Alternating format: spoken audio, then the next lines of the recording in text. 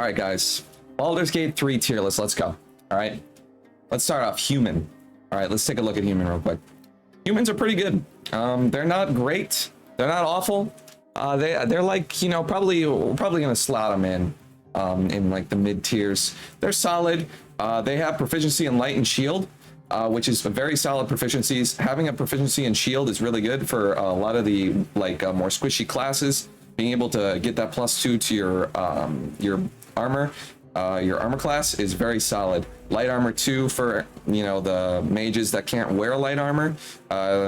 Usually it's actually better to wear just clothing and cast mage armor or some shit, but there's some solid light armor in this game that you can equip to get some good bonuses. Otherwise than that, the weapon proficiencies, pikes, spears, halberds, and glaives, pretty solid. I like these polearm weapons, but if you're going to be using these, you probably already have proficiency in them anyway, so it's not a huge deal, but it is something that could be nice. Also, additional proficiency in a skill of your choosing, pretty solid. Anything you want, but it's not the best feat, obviously, for like a racial feature, but it's not bad. It's just solid.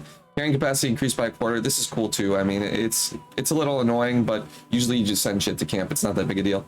Overall, I'd say humans are probably like a C tier, maybe B tier. We'll adjust it at the end as needed, but right now I'm gonna put them C tier. They're just basically average, but I'm gonna put them in B tier. I like that shield proficiency quite a bit. So for now, B tier. But we'll see how it goes. That shield proficiency is pretty good, guys. Elves, okay? We're gonna have to sort them in different things, but we got high elf and wood elf. Okay, so let's take a look at what they both get. Elven weapon training, long sword, short swords, long bow, short bows. This is very good. I think having proficiency in long swords can be very useful. Being able to use Falar Alluve as any class in the early / mid game can be very good if you have like a magic missile build, either on yourself or somebody else. It doesn't really matter, but this would basically complete that. So if you're trying to make a build like that, that's good. Longbows, not as much, but I like longbows too. There's some good ones in the game, and having the proficiency in it really depends on what class you're rolling, but having these two is nice, because I mean, for stat sticks or whatever. Fey Ancestry, obviously dark vision, but who cares? Fey Ancestry, advantage on saving throws against Charmed, and magic can't put you to sleep. I'm gonna be real with you, Charmed, it's not a huge deal throughout this game, but it is a deal. Like, you can get Charmed in this game in a couple of pretty hard fights. The one that comes to mind for me is the Dwergar fight in Grimforge. That is probably, I would argue it's actually one of the harder fights in the game, due to the fact that there's so many enemies and it's early enough in the game where you're not very powerful. For example, Act 3, I feel like I just, no matter what, even on honor mode, I'm steamrolling through Act 3, whereas Act 1 is actually the most challenging part of the game, because I'm just not, my build isn't online. I'm not an absolute savage yet. Once I become a savage, this game is baby food. So like something like that, where the mind masters won't be able to mind control you as easy, that might be useful. And I've been put to sleep a couple times, and it can be a little annoying, but not a huge deal. But magic not putting you to sleep, can potions of sleep still put you to sleep? I'm not sure, but if not, that's not bad. But I don't think it's the greatest skill either. Proficiency in the perception skill, this is nice. Perception, you know, you find shit. I mean, having proficiency in it is good. It'd be nicer if it had advantage, but it's whatever. Proficiency is good in it. High elf, I used to think this was the tits. You guys might have seen this when I made the one video on the warlock, the short that everybody watched. It's not that good, guys. High elf is pretty much useless unless you choose wizard, and even then I think there are better options. Cantrips in this game, I mean, cantrips in general, I don't really play D&D, but I'm sure at least in this game they're not very useful. If you don't get any cantrips, I suppose this could be good.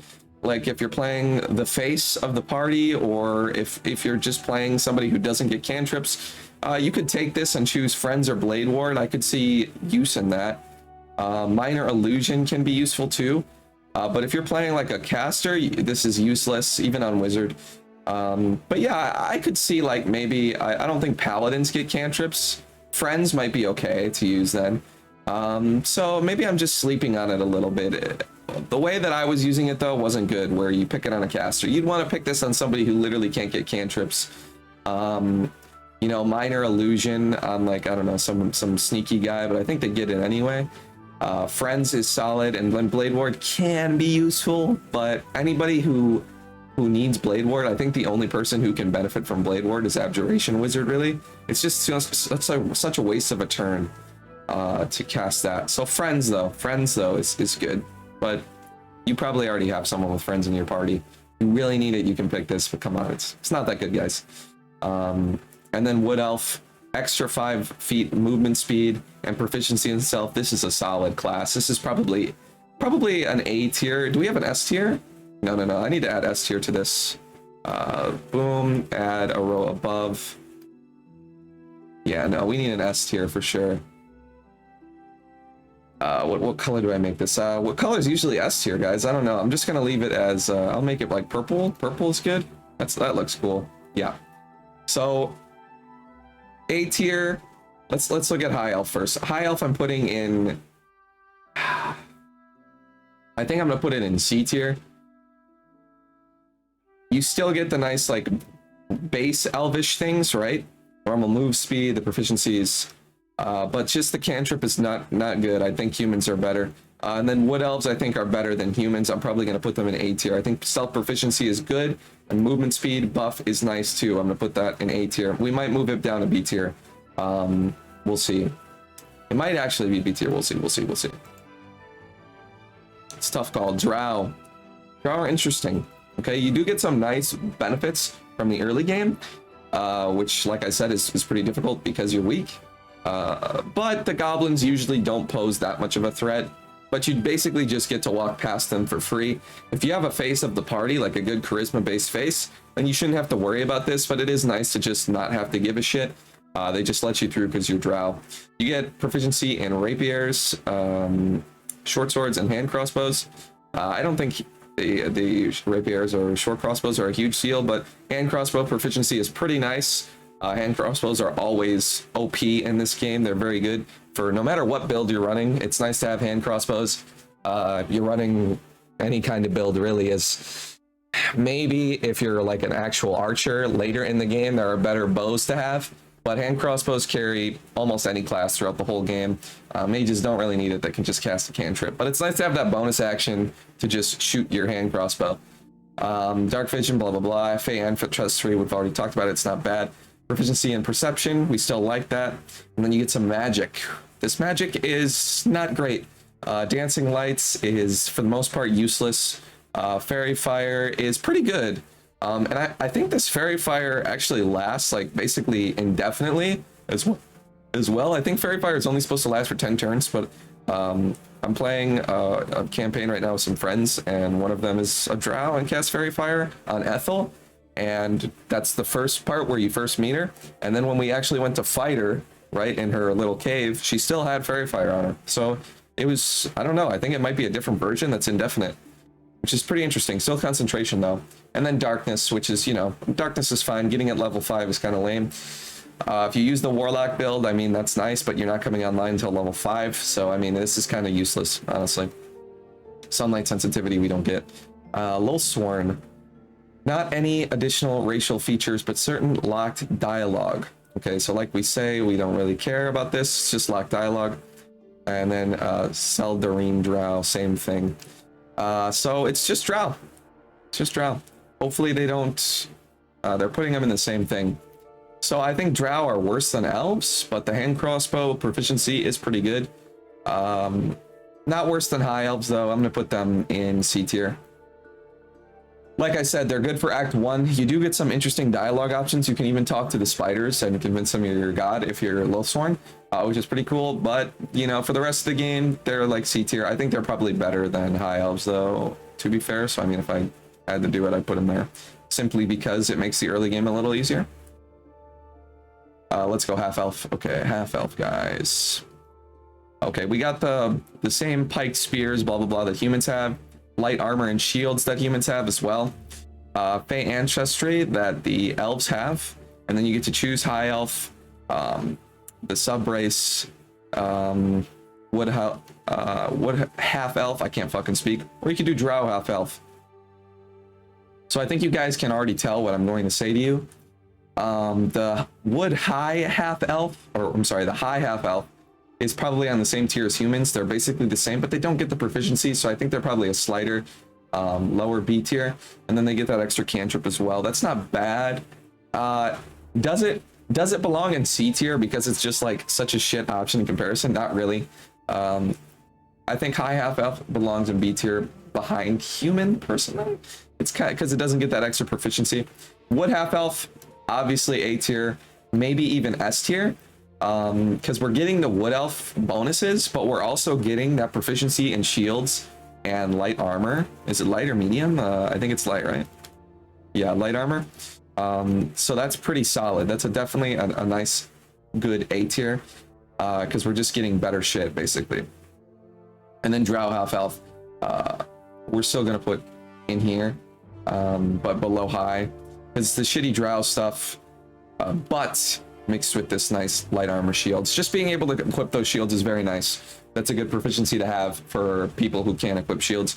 If you're running a martial class and you can already equip shields, obviously this is not going to be useful to you. But for the rest, it's a very good pick. And then for that option, that's A tier. Half-Orc. I feel like Half-Orc is slept on, guys. This is a really solid class. The only problem with it is if you're not playing a melee attacker, it's shit.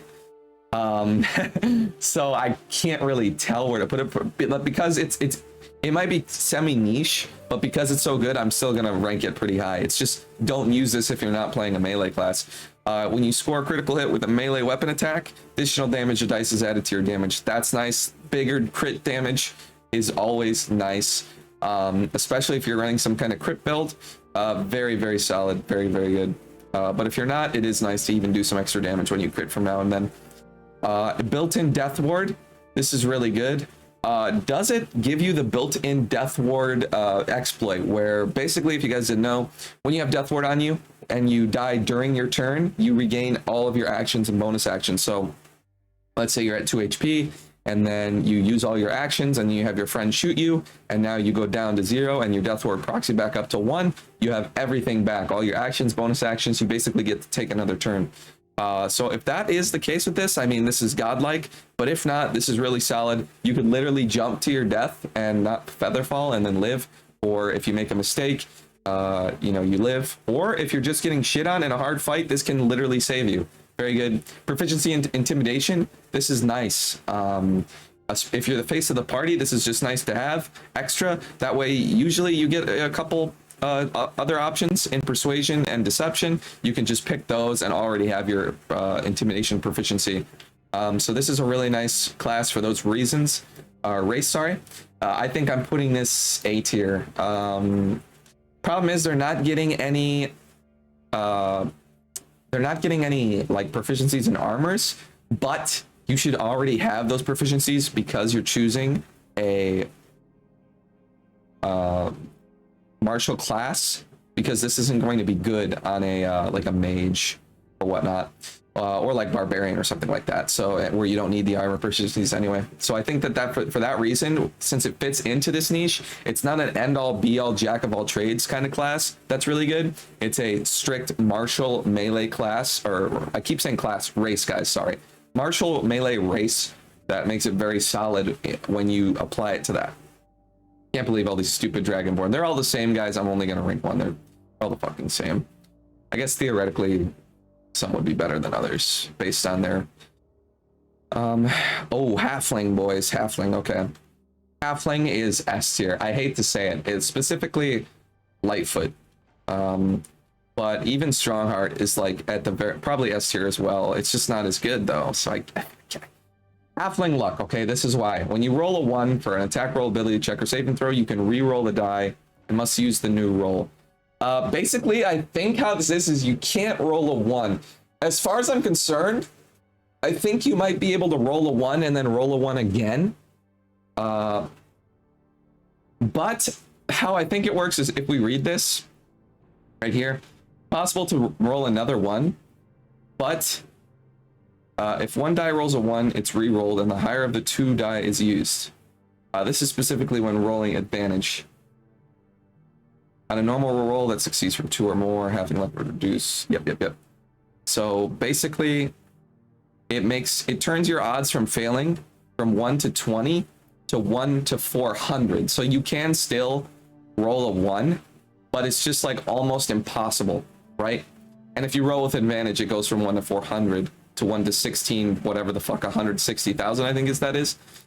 So basically, halflings are super, super good because your chance of critical failing is basically null. That's super, super good, guys. So that is huge. That's absolutely massive. Especially on, like, for example, I'm running a halfling tavern brawler monk right now in my honor mode playthrough, and I am just decimating everything in my path. I have been the driving force the whole campaign, and it's huge damage, and you can't critical fail. And since you can't critical fail, I basically have a 100% chance to hit because of the fact that if I roll 2, I hit, but if I roll a 1, I would fail, but I can't roll that 1. Basically can't roll that 1. So that's super good. It basically covers any of your weaknesses. Brave, also pretty solid. Advantage on saving throws against being frightened. Being frightened can be pretty annoying. I feel like there's a lot of enemies who frighten you in this game. This is definitely one of the more common status effects, for sure. So having advantage on that is nice. And then let's talk about the Lightfoot versus Strongheart. Strongheart, you know, they got that more Chad physique to them. Unfortunately, Lightfoot is better. Having advantage on stealth checks is just solid. If you really don't give a shit about this, if you really couldn't give a shit less about this, then sure, you could take Strongheart. Advantage on saving throws against being poisoned and having resistance to poison damage. I personally think this is not great, but it's not bad either. There are some like necromancers in the game that use poison on you, ray of sickness or whatnot, and cloud kill, but it's not often. Like, I really only can think of Balthazar that really does that. But there are some that I've seen use ray of sickness. Really not a lot of poison users in this game. And I've been poisoned like twice in this game, so got 300 plus hours in, and you know, it's just not a lot.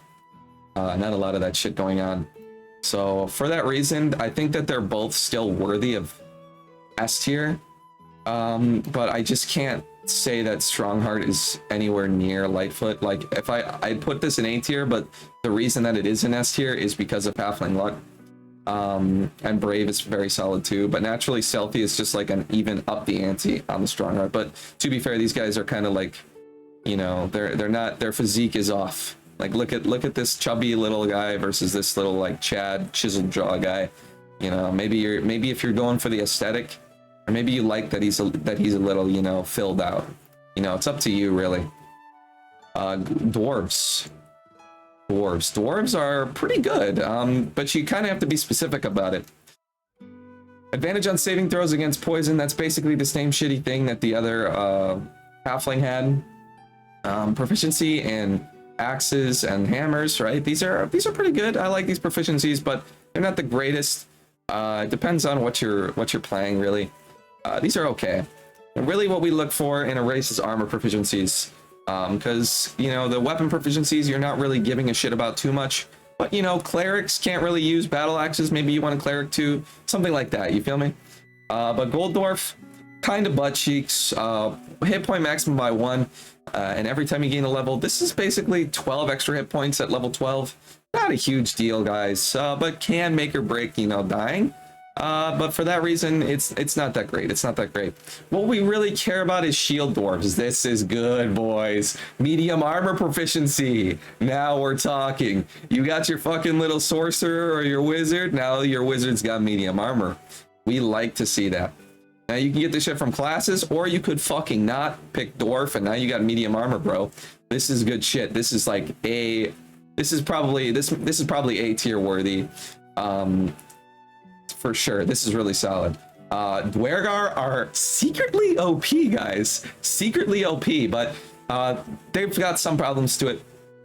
Dark vision, blah blah blah. Advantage on saving throws against illusions, as well as being charmed or paralyzed. This is solid advantage. Charmed or paralyzed. Paralyzed can be real annoying, so I think that this is pretty solid. And charmed, like I said, can be good too. Illusions, I don't even know what the fuck that means, if I'm being real with you. Maybe yeah, I don't give a shit. I don't even know. Against illusions, maybe like when Anti-Ethel attacks you with an illusion. Yeah, that might make sense. First, enlarge. Does not require concentration, guys. This is good. But here's the thing, okay? You enlarge, what are you going to concentrate on? Maybe you could concentrate on haste, but then you could be lethargic by getting knocked out of that. But even if you don't concentrate on anything else, it's good because you will stay enlarged. You just don't have to worry about it. You enlarge yourself, you're big, and then you don't have to be worried about getting knocked out of it. This is fucking good. It still only lasts 10 turns. It's not a permanent enlarge, unfortunately. That would be OP. That would be killer, dude. I would basically tell you to run this all the time when you're using a martial class. But unfortunately, it doesn't work that way. And it is a long rest recharge, so you can only use this on one battle. Which is a little stinky, but you can use this on a hard battle, and then, like, you know, the other ones you don't have to use, like, super good spells on a lot of battles in this game. But like the hard ones, the tough ones, use this enlarge. You don't have to worry about concentration. It's really good. It does suck that it recharges long rest. You could just spam long rest if you want, honestly. Even in honor mode, I don't have problems with long rest. I could theoretically long rest every time. It's easy to get food. Invisibility per battle does not use spell slots. Yes, please. Free invisibility every fight. Duh. Right, boys? This shit's crazy, okay? These two spells, really solid. Decent resilience. So Dwargar are an easy A tier, I think. I can't really bring myself to put them on the same level as Halflings, unfortunately. But they're an easy A tier. Where they fall in, I might say even top of A tier, even though Wood Half-Elves are pretty good. These guys are basically on the same level, I would argue. Gold Dwarves are like... let's take a look at the... I'm gonna be honest with you guys. These guys are kind of D tier. These guys just aren't good. They're D tier. Gold Dwarves are just kind of ass. The additional HP is just not worth it. And then Shield Dwarves are another A tier, easy A tier, probably upper. Well, actually, let's hold on a second, because humans have the shield proficiency as well. Humans have the shield proficiency as well. Medium armor, though. Medium armor. That's the difference. They don't get shield, they get medium armor. That's what makes them better. Medium armor over shield, I think. Medium armor over shield. Actually, this is tough. That's a tough pick, guys. Shield +2. Medium armor usually gives like up to 16, whereas I think light armor can only give up to 13. That's an additional 3. Yeah, I think medium armor actually comes out on top for sure. Medium armor might even be able to go higher than 16, but I'm not sure. I think 16 is the highest you can get. So, but still, but you can get a +3 shield. I gotta put them on the same tier, guys. I gotta put them on the same tier for that reason. Gnomes, these are fucking awful, guys. I'm so sorry. I'm so sorry. Intelligence, wisdom, and charisma, okay? This is good against spells, but an advantage is good, but you know, proficiency on history checks. Speak with animals, not bad. Advantage on stealth checks, pretty nice. Rock gnomes are dog shit, guys. I'm just gonna go ahead and throw rock gnomes right in the F tier. They're so bad. History checks, when the fuck do you give a shit? When do you care about history checks? I don't even remember any history checks that mattered. Cunning, it can be okay. Is it worth losing movement speed? Like, just to have a higher chance you succeed against spells? No. I can't decide if I put it in D tier or F. I think I'll put it in, well, forest gnomes, obviously. Speak with animals is kind of nice. I think I'll put it in D tier. Because it is kind of okay to succeed against these more, right? But you're not even getting like some sort of benefit to yourself. Like, you're relying on other people. What other mages, like, do you really give that shit? Do you really give enough of a shit to build your like race around like covering your weakness of like maybe getting hit by a spell? There's just break their, if you're hit by this, breaks their concentration, you know, like with somebody else. I just don't think it's worth giving up such awesome fucking abilities that buff your build for something that is like, just like, oh, maybe when a mage uses a fucking charm on me, like, that you could just take something else, dude. Like, it's just not good. I'm sorry, it's just not worth it. Dark vision, speak with animals. I'll put it in D tier just because speak with animals is fun, and not having to take it is cool. But it's definitely better than this nonsense. And then some camouflage I'll put in like high D tier as well, because having advantage on stealth is nice, but it's just not worth still this dog shit ass fucking base feature, losing some speed. Like, for what? For fucking what? Tieflings. I'm gonna be honest with you guys, I don't like tieflings that much. I don't think they're that bad, but I don't like them that much. All right, hellish resistance, half fire damage. This is pretty good. This is probably their best thing, no matter what you pick. Pretty good. Fire resistance is not bad, mainly because of the things that you can do with it. Blow shit up and then take half damage. It's pretty nice, but it's not great. And so it's just good. So it's okay, you know.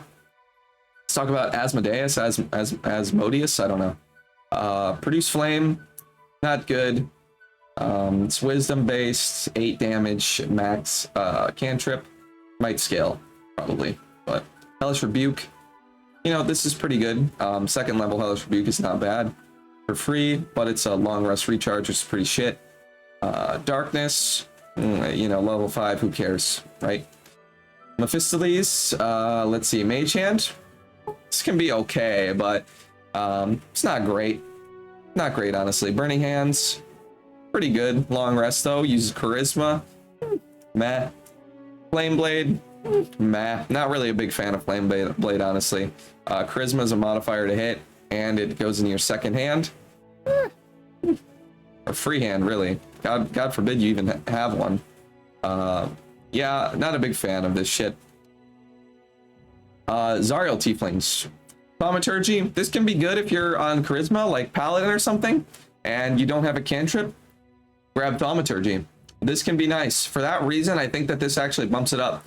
The smites, I mean, like I said, Paladin, I could see this working well with Paladin, but smites are also kind of dog shit if it's not the base Paladin smite. Honestly, it's been so long since I played Paladin. I played in my first playthrough for my full playthrough.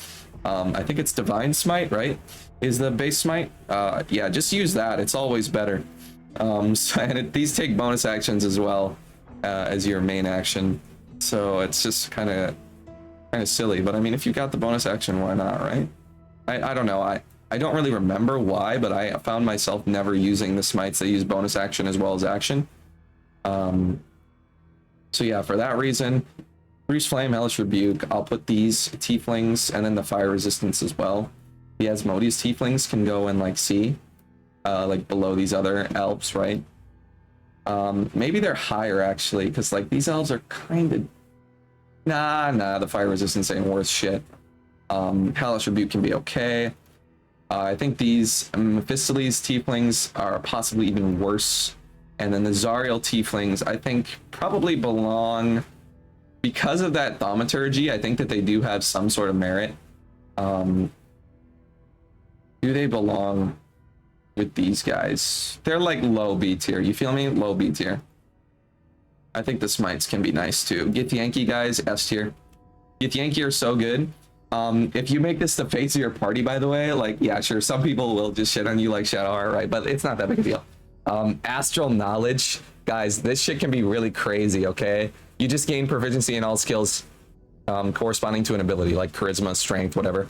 And you can actually, I'm pretty sure you can stack this with other knowledge abilities, like the cleric, the knowledge cleric, knowledge domain. I think you can use this on one skill, knowledge domain on another, and then there's also an ability you unlock through cleric called ability something, ability, not ability improvement, that's a feat, but you guys probably know what I'm talking about. Ability, what if I look it up right now? Ability, I don't know, dude. It's a cleric spell. I think it's a level 2. You do have to concentrate on that one, but it's basically this as well. So I think you get a proficiency in 3 different skills. That would make you a killer face. However, even if that's not possible, this is still a very good thing to have. Recharges long rest, but it lasts until long rest as well. So it's the whole time. Very good. These spells, cantrip first, all good. Invisible Mage Hand, this can actually come in clutch. Invisible will give you basically advantage on your attack or your push, whatever. But the big thing about it is you can actually use these guys to surprise because they're invisible. It can be very useful to initiate surprise. Enhanced leap, always powerful. Triple leap, right? You can use this to get around. You can use this in a battle to get around the map by jumping to somebody that's far away. So this is very useful, but especially for getting to places in like exploration you can't get, and it's good no matter what. Misty Step, like I said, it sucks that these are long rest recharges, but Misty Step is always good. We love Misty Step. It's just a nice teleport, exploration, or especially in battle. Both very good. Martial Prodigy, this is what I'm fucking talking about, boys. Light armor, medium armor, short sword, long sword, great sword. Oh my god, these proficiencies are so good. You know, medium armor proficiency, having this is so killer. Great sword and long sword proficiency, so killer, guys. Very fucking good. Very savage, okay? This is a great class for basically anything in this game. And don't even get me started on all the excellent equipment you can get. Boots of Psionic Movement literally just give you a fucking 1d4 psychic damage improvement to all your melee attacks. You just have to fly a meter.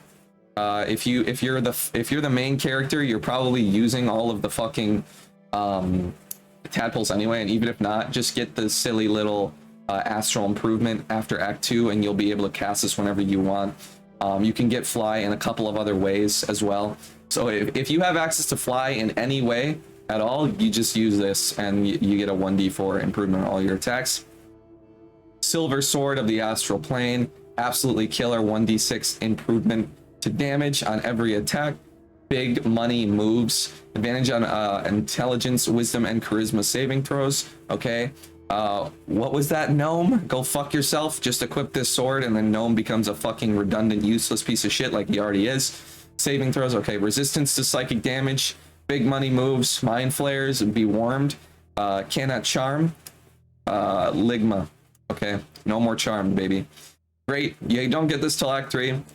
You do get some silver swords from people that are just fucking, you kill in Act 1. Additional 1d4 psychic damage on your attacks. Big money moves. Resistance, psionic ward armor. I'm pretty sure this is Act 2, maybe Act 3 is though. And then yeah, you just get a lot of decent shit. Aberration Hunter's Helmet, Amulet rather, intelligence saving throws. They have disadvantage on attack rolls against swear. It can be nice, but yeah. Githyanki are really the only guys who really have some exclusive equipment. This is just an S tier race, mainly for these racial features, but also for the solid equipment you can get in the late game. It's up here. So for that reason, they're going S tier. Are they better or worse than Lightfoot Halflings? It depends. I think I'm just gonna put them above the Strongheart because I don't want these guys the same thing. It really depends on the build, guys. I think if you're gonna play a fighter, Githyanki's probably better because of all those damage bonuses. Ugh. So if you're gonna play a fighter, probably Githyanki. But if you're gonna play like a sneaky character, Lightfoot Halfling, right? It really just depends because you will never roll ones on your Halfling, right? But you'll get a bunch of damage bonuses on your Githyanki. But also if you're playing fighter, you've already got those proficiencies. So if you're playing Halfling, you're not going to get any. Maybe if you're a mage, you probably want to take Githyanki because of this medium armor. If you're going to go cleric, being able to stack all those, or if you're going to be the face of the party as well. Face of the party, you should probably grab Githyanki. You're not going to be the face. You know, I can see a lot of merit in taking Halfling for that reason. But what do we have left, right? We just have Dragonborn. Okay, I'm just going to put one Dragonborn in. And these guys are going straight into F tier, guys. I hate to fucking say it. I really do. This race is useless. Okay. The breath weapon doesn't scale well at all. The cantrips scale way better than the breath weapon. It's really bad, guys. Draconic Ancestry, getting resistance to a ability or whatever. Getting resistance is just so Who cares? Okay, it is whatever you choose. I think F tier isn't fair. I think F tier isn't fair, especially when I put the tieflings in a better tier. I think I'm gonna move the tieflings. Nah, fine. I'll put Dragonborn in D tier then, upper D tier. You do get to choose. Maybe I was too good on these. I think Asmodeus Tiefling goes down here below Dragonborn because you can just choose whatever Dragonborn you want. So whatever resistance you want. It can be useful if you want like a lightning resistance, but you're never really wet in this game where you have to worry about that happening to you, but it's nice. And cold resistance can be good too. Really depends. Or you could just choose fire, like the tieflings, then miss out on all the tiefling stuff. That's why it's shit though. Yeah, no, this is shit because you miss out on the other things that the tieflings do get. They're ass, guys. They are super cool looking though. I suggest playing one of these on like a normal difficulty. Normal, so easy, guys. What is it, balanced? Because these guys look so cool, especially if you roll sorcerer and do draconic bloodline. You can get some really fucking cool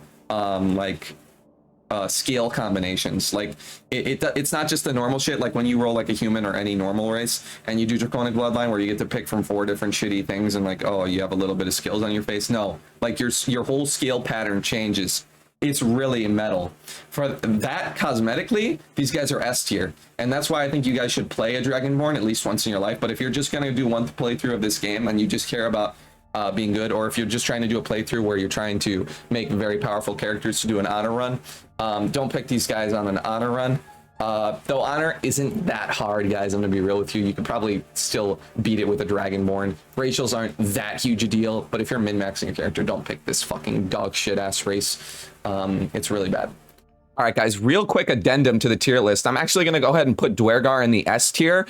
This is the only thing I really felt post video that I needed to change. Dwergar can actually infinitely cast invisibility at any time outside of combat. So it's free invisibility outside of combat, which is amazing. Invisibility is very good. You can steal whatever you want with invisibility. There's a lot of things you can skip with invisibility. Very good, very powerful. Definitely an S tier worthy. Yeah, that's pretty much it, guys. This is the final tier list. Let me know what you agree and disagree with in the comments. I think that I could probably move some of these around a little bit, but this is pretty much pretty solid. So yeah, check out my other Baldur's Gate videos. You guys can join the Discord. I'd love to talk to you guys. And yeah, leave a like on the video as well. You see it just flash blue. I think that's like a semi-new feature. Like it's been in the thing for 2 years, but it's kind of cool. And yeah, beat those runs, guys. Beat those runs. Use those good builds. And stay powerful, G's. Peace and hair grease.